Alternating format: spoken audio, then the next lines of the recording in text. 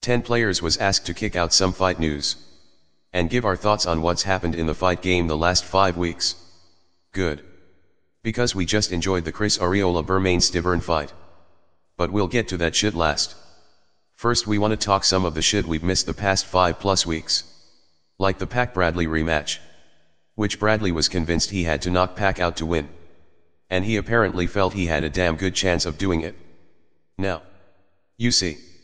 This is why we always talk about state of mind when it comes to predicting fights. And why we like to see what's going on in a fighter's head first.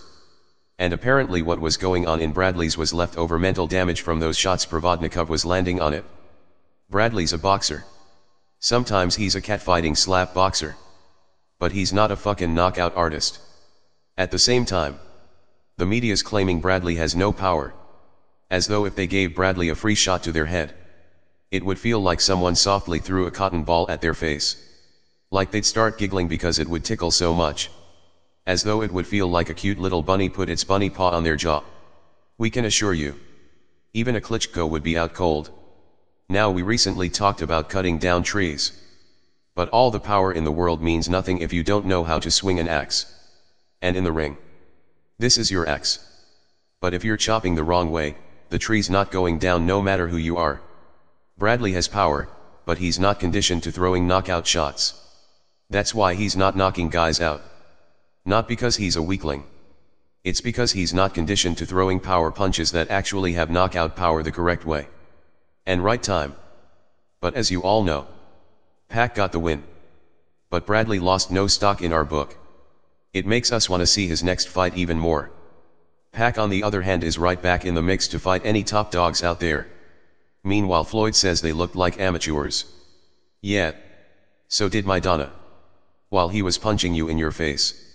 And the word is, a Pac Mayweather showdown has reached the 200 million mark. So don't let us down, Floyd.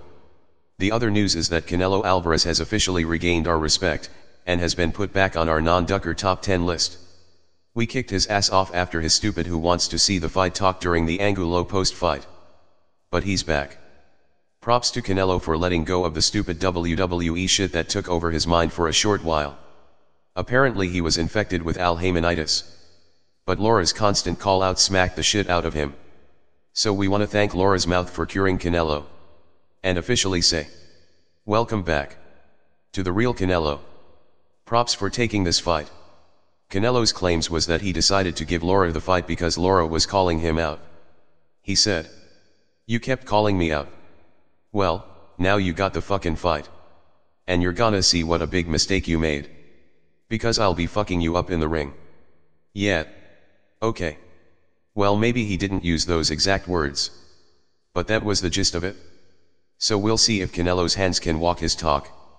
But he gets props from us no matter the outcome of the fight. Also in the news, Gary Russell Jr. is finally fighting a fight we actually want to see.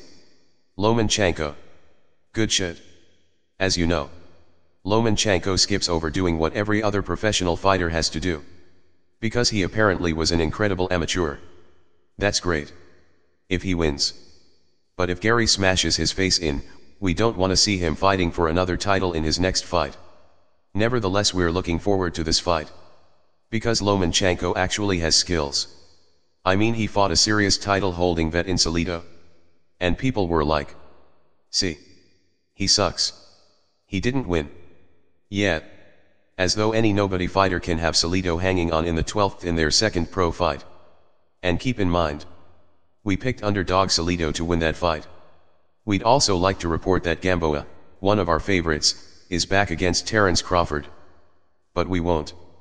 Because until we hear ding ding, and actually see Gamboa in the ring, we don't trust a damn thing we hear about Gamboa's next fight. Like, when was the last time Gamboa fought anyway? Wasn't it like 10 years ago? How old is Gamboa now anyway? 50. So we'll just say the claim is Gamboa will be fighting Terence Crawford. And hope it actually happens. If it does, and he can avoid being knocked out.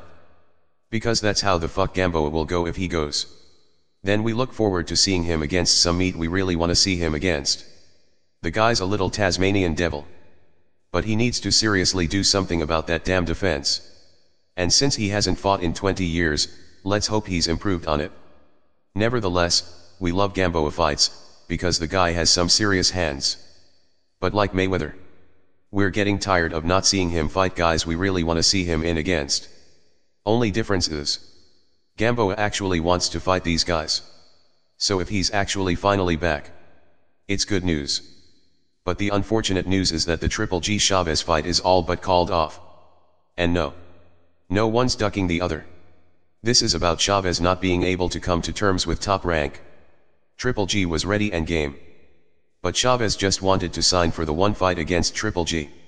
Meanwhile Top Rank wants him signing an extra 3-fight deal. Hey, we can't blame Chavez. The man wants to be a free fighter fighting for whoever offers the best deal, rather than having his hands tied with one company. Meanwhile old Bob claims there's no logic in offering so much money to a fighter who might not stay with them. But he'll get even more money if he signs a 3-fight extension. Yeah. Whatever. But as we see it, Chavez has far more options than Triple G. He can get the big name. So why the fuck should he sign an extension? I mean everyone wants Chavez. Apparently there's something about his face that makes all these guys feel they can beat the shit out of him. And as you know, Cotto will be facing Martinez. Cotto's the champion in Fantasyland. Nevertheless, the real champion has to come to the ring second.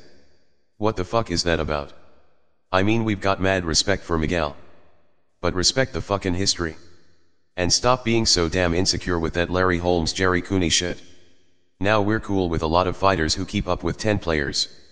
So we just wanna say this to you. We hope that if you're ever in Miguel's shoes, you won't mind coming to the ring first. If you're secure, it won't matter. You're gonna beat the champ's ass anyway. So just change your state of mind. I mean when a waiter brings you your dish to eat in a fine restaurant, you're already in your seat as your meal's being brought to you to be consumed. Think of the champ coming to the ring last the same way. We've also seen a lot of fans getting into the ass of Amir Khan for clinching during his fight with Collazo. Have you ever considered the fact that maybe you just don't like Khan? I mean we've had fun with Khan too. But the man fought a damn good fight in our book. Especially since so many felt he was gonna get knocked the fuck out. We were impressed with him using his smarts. So props to Khan. We're looking forward to his next fight. The same way we're looking forward to the Froch Groves Grooves rematch. We call him Groves Grooves, because it's apparent that quite a few people don't know how to pronounce his name. Even Groves Grooves doesn't. But Adonis Stevenson is acting like he knows who the winner will be. And is calling out Froch. Now that's a fight we wanna see. Stevenson seems to think it will be some easy fight. Yeah. So did this man. Now let us end this by speaking on Chris versus Bermain. First, props to ESPN. As you all know, Bermain stopped Chris. And let us make this clear. That was a good stoppage. We were gonna drop a video on when a fight should be stopped before we were called out. Apologies for not. But Chris was out of it. In La La Land. At the same time, Bermain can be heard. He got buzzed in that fight. And he's been before. So don't expect him to be some long reigning champion. It's just a nice little moment for him to go in his photo album. Until one of these guys takes care of business. But the heavyweight division is starting to get interesting. Because Vladimir wants to unify all the titles, and bring back Big Bro's belt. Meanwhile Wilder's ready for Bermain, and has been training by beating the shit out of an internet troll. Bermain won the title. But he's also won the spot of being hunted by headhunters. If Chris can hurt Bermain, Wilder sure the fuck can. And we say, for Bermain to beat Klitschko, he has to knock him out. And speaking of him knocking out Klitschko, we have to say, we're finally pumped for a Klitschko fight. We see everyone's talking about Vladimir Bermain. But Vladimir's next mandatory according to the IBF is Kubrat Pulev, who we've been watching for some time now. And fans seem to be ignoring his existence. But the man has some size, and can actually box. This is a fight serious heavyweight fans have been waiting on. Kubrat is 20-0 with 11 knockouts. And some fans may be thinking they've seen this before. But he's a legit opponent. Not a fan-friendly fight if you're looking for Tyson Wilder type excitement. But if you want to see a good chess match with an opponent you can take seriously, this is one you can. So stop jumping the gun talking about Vladimir Bermain, or Wilder. when the Kubrat creature is lurking in the shadows, smart as hell in the ring, hungry, and can actually fucking box. Meanwhile, after all these guys finish their business with each other, don't be shocked if another man flying under the radar suddenly announces he's back to take one of their heads. Especially if there's a Klitschko upset. And don't be shocked if he succeeds. Yeah. That's right. So. Until we drop our next fight news piece. Which, as you know, is never. Unless we're asked. We're out. Peace.